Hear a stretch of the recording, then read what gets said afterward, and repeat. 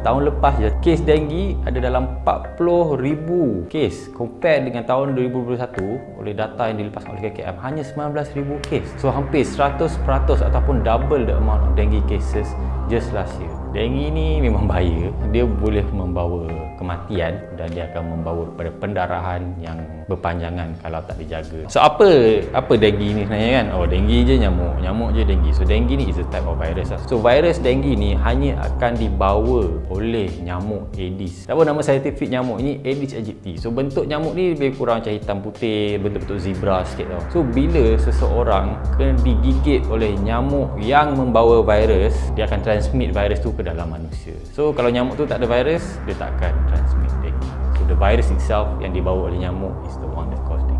Macam mana nyamuk ni kan boleh dapat dengue ni the first place? So nyamuk ni once dia dah terambil darah orang yang dah ada dengue virus ni, dia akan absorb masuk dalam badan dia, dan setiap kali dia beranak, dia bertelur, virus tu akan masuk dalam continue the lifespan dia. So basically never ending lifespan dekat situ.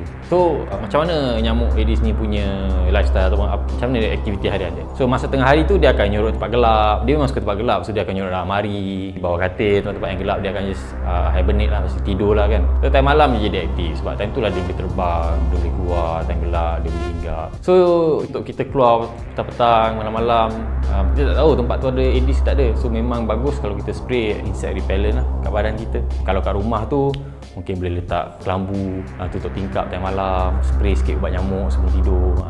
Seperti benda ni lah.